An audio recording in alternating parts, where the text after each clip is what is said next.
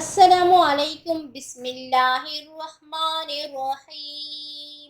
حضرت آدم علیہ السلام کے بیٹے حابیل اور قابیل کا قصہ۔ حضرت آدم علیہ السلام کے اس دنیا میں تشریف لانے کے بعد آپ علیہ السلام کے ایک بیٹے نے آپ کے دوسرے بیٹے کا قتل کر کے تاریخ انسانی کا سب سے پہلا گناہ کیا تھا۔ جب حضرت آدم علیہ السلام اور حضرت حوا کو جنت سے نکال کر دنیا میں بھیج دیا گیا تھا تو چند برسوں کے بعد حضرت حوا کے بطن سے اولاد کی پیدائش ہوئی۔ یہ پیدائش ایک خاص صورتوں میں ہوتی تھی۔ جب بھی حضرت حوا حاملہ ہوتی تو دو جڑواں بچوں کو جنم دیتی تھی، جن میں ایک لڑکا اور ایک لڑکی پیدا ہوتے تھے۔ جو لڑکا اور لڑکی اکٹھے پیدا ہوتے تھے وہ ایک دوسرے کے بہن بھائی سمجھے جاتے تھے، اور جو جڑواں نہیں ہوتے وہ ایسے جیسے کزن کا رشتہ، تاکہ نکاح کا سلسلہ چلتا رہے۔ کیونکہ حضرت آدم اور حضرت حوا کے کوئی بہن بھائی تو تھے نہیں، اور انسان کی نسل کو بھی آگے چلنا تھا، ایک ساتھ پیدا ہونے والے لڑکے اور لڑکی کا نکاح دوسری دفعہ پیدا ہونے والے لڑکے اور لڑکی کے ساتھ کر دیا جاتا تھا، جبکہ ایک ساتھ پیدا ہونے والے لڑکے اور لڑکی کا نکاح آپس میں حرام قرار پاتا۔ قابیل کے ساتھ پیدا ہونے والی لڑکی کا نام اکلیمہ تھا، اور حابیل کے ساتھ پیدا ہونے والی لڑکی کا نام لیودا تھا۔ دستور کے مطابق قابیل کا نکاح لیودا سے ہونا تھا اور حابیل کا نکاح اکلیمہ سے ہونا تھا۔ اکلیمہ جب جوان ہوئی تو وہ لیودا سے زیادہ حسین تھی، لہذا قابیل کے دل میں شیطان نے شر پیدا کر دیا اور اس نے یہ خواہش کی کہ وہ اکلیمہ ہی سے نکاح کرے گا، لیکن حضرت آدم علیہ السلام نے منع کیا کہ ہماری شریعت میں اس کی اجازت نہیں، اس لیے اسی سے نکاح کرنا پڑے گا جو حابیل کے ساتھ پیدا ہوئی ہے۔ لیکن قابیل نہیں مانا۔ قابیل شریعت سے واقف تھا، اس کے باوجود وہ اپنی ضد اور ہٹ دھرمی پر قائم رہا۔ حضرت آدم علیہ السلام نے قابیل کو بہت سمجھایا اور اللہ کا خوف دلایا، مگر وہ نہ مانا۔ تو حضرت آدم علیہ السلام نے فرمایا کہ دونوں بھائی صدقہ کرو، قربانی پیش کرو اللہ کی راہ میں، اور جس کی قربانی کو آگ آسمان سے آ کر کھا جائے تو یہ سمجھا جائے گا کہ اللہ نے اس کی قربانی قبول کر لی اور وہ برحق ہے۔ آسمان سے آگ کا ایک شعلہ نیچے آتا تھا، اور جس کی قربانی غائب ہو جاتی وہ برحق ہوتا، اور جس کی قربانی کو آگ نہیں کھاتی وہ غائب نہیں ہوتا، تو یہ سمجھا جاتا کہ اس کی قربانی صحیح نہیں ہے اور وہ غلط ہے۔ حابیل کے پاس مویشیاں تھیں اور قابیل کاشتکاری کرتا تھا۔ قابیل برائی کی طرف مائل تھا تو اس نے تھوڑا سا صدقہ کیا، اور حابیل اللہ کی طرف زیادہ مائل تھا تو وہ دمبا لایا اور اس کو ذبح کیا، تو آسمان سے آگ آئی اور حابیل کی قربانی قبول ہو گئی اور قابیل کی رد ہو گئی۔ اس واقعے سے بجائے اس کے کہ قابیل کو توبہ کی توفیق ہوتی، وہ بغض اور حسد کا شکار ہو گیا، کیونکہ کھلے عام بے عزتی تھی کہ اس کا صدقہ قبول نہیں ہوا۔ قابیل کو یہ لگا کہ حابیل کی وجہ سے اس کی بے عزتی ہوئی ہے، تو اس وجہ سے قابیل نے حابیل کو قتل کی دھمکی دی اور کہا کہ میں ضرور تمہیں قتل کر دوں گا، لیکن حابیل نے کہا کہ تو اگر مجھے قتل کرنے کی کوشش بھی کرے گا تو میں تجھے کچھ نہیں کہوں گا۔ علماء کرام کا کہنا ہے کہ ہو سکتا ہے کہ حابیل کو اس وقت اس بات کا علم ہی نہ ہو، یا اللہ تعالی ہمیں ایسے وقت میں کیا کرنا چاہیے وہ بتانا چاہتے ہو، کیونکہ علماء کرام کا کہنا ہے کہ اگر کوئی شخص آپ کو قتل کرنا چاہتا ہو اور آپ کے پاس اپنی جان بچانے کے لیے اس کو قتل کرنے کے سوا کوئی چارہ نہ ہو تو شریعت میں جائز ہے کہ آپ سامنے والے کو بھی قتل کر سکتے ہیں۔ اللہ تعالیٰ قرآن پاک میں ارشاد فرماتے ہیں، اور اے نبی ان کو آدم علیہ السلام کے دو بیٹوں حابیل اور قابیل کے حالات جو بالکل سچے ہیں پڑھ کر سنا دو کہ جب ان دونوں نے بارگاہ الہی میں ایک ایک نیاز پیش کی تو ایک کی نیاز تو قبول ہو گئی اور دوسرے کی قبول نہ ہوئی۔ اب قابیل حابیل سے کہنے لگا کہ میں تجھے قتل کر دوں گا۔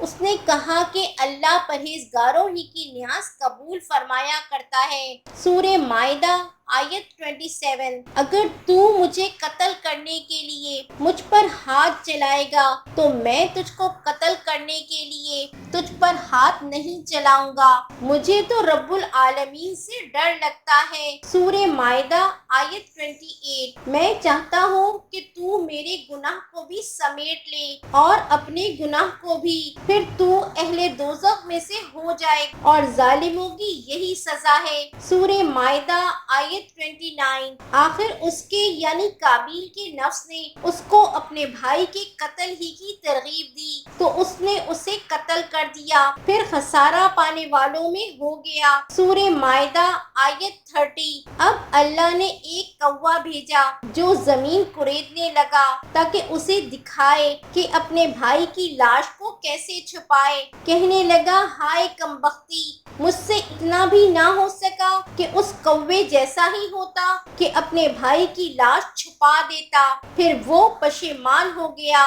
سورہ مائدہ آیت 31۔ اس قتل کی وجہ سے ہم نے بنی اسرائیل کے ذمے یہ بات لکھ دی کہ جو شخص کسی کو ناحق قتل کرے گا، یعنی بغیر اس کے کہ جان کا بدلہ لیا جائے یا ملک میں خرابی کرنے کی سزا دی جائے، تو اس نے گویا تمام انسانوں کو قتل کیا، اور جو ایک انسان کی جان بچائے تو گویا اس نے سارے انسانوں کو زندگی دے دی۔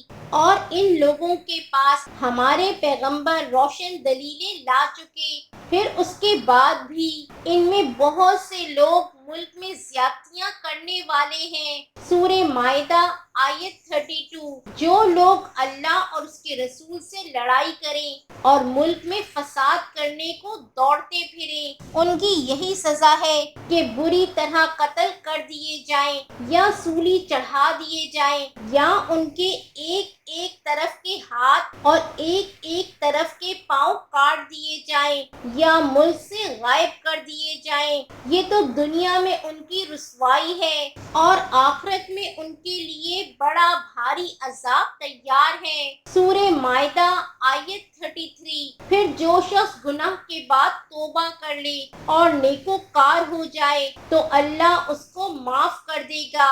کچھ شک نہیں کہ اللہ بڑا بخشنے والا ہے، بڑا مہربان ہے۔ سورہ مائدہ آیت 39۔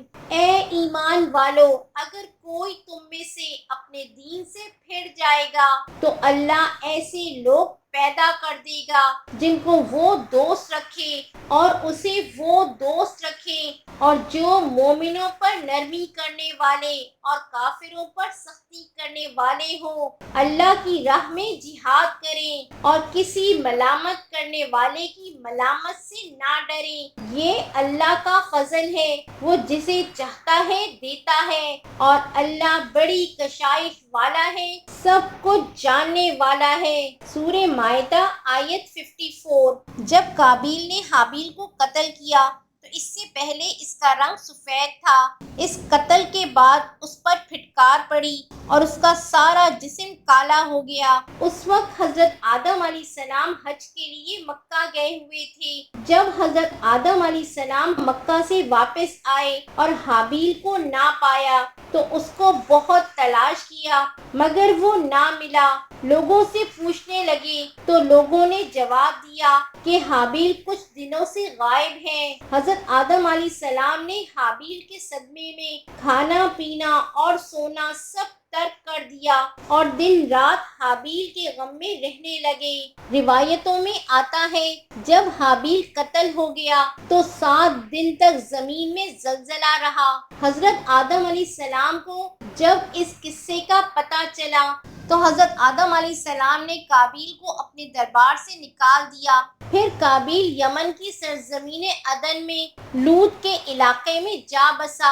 وہاں ابلیس اس کے پاس آ کر کہنے لگا کہ حابیل کی قربانی کو آگ نے اس لیے کھا لیا تھا کیونکہ وہ آگ کی پوجا کرتا تھا، لہٰذا تو بھی آگ کی پرستش کر۔ چنانچہ قابیل پہلا شخص تھا جس نے آگ کی پرستش کی، اور زمین پر یہ پہلا شخص ہے جس نے اللہ کی نافرمانی کی اور زمین پر خون ناحق کیا۔ توریت میں بھی حابیل اور قابیل کا مکمل قصہ ملتا ہے۔ قابیل کا انجام یہ ہوا کہ اس کے ایک بیٹے نے، جو کہ اندھا تھا، اس کو پتھر مار کر قتل کر دیا، اور یہ بدبخت آگ کی پوجا کرتے ہوئے کفر اور شرک کی حالت میں اپنے ہی بیٹے کے ہاتھ مارا گیا۔ حدیث میں آتا ہے کہ نبی پاک صلی اللہ علیہ وسلم نے فرمایا، زمین پر قیامت تک جو بھی خون ناحق ہوگا، اس کے عذاب کا ایک حصہ بوجھ اور گناہ قابیل پر بھی ہوتا ہے، کیونکہ اس نے سب سے پہلے قتل کا طریقہ ایجاد کیا تھا۔ اللہ تعالیٰ قرآن پاک میں ارشاد فرماتے ہیں، اور اللہ کی فرما برداری اور رسول کی اطاعت کرتے رہو اور ڈرتے رہو۔ اب اگر منہ پھیرو گے تو جان رکھو کہ ہمارے پیغمبر کے ذمے تو صرف پیغام کا کھول کر پہنچا دینا ہے۔ سورہ مائدہ آیت 92۔ اے ایمان والو، اپنے آپ کو سنبھالے رہو جب تم ہدایت پر ہو، تو کوئی گمراہ تمہارا کچھ بگاڑ نہیں سکتا۔ تم سب کو اللہ کی طرف لوٹ کر جانا ہے۔ اس وقت وہ تم کو تمہارے سب کاموں سے جو دنیا میں کیے تھے آگاہ کرے گا اور ان کا بدلہ دے گا۔ سورہ مائدہ آیت 105۔ اللہ پاک ہم سب کو اللہ تعالیٰ کی فرما برداری اور رسول پاک صلی اللہ علیہ وسلم کی اطاعت کرنے کی توفیق عطا فرمائے، آمین۔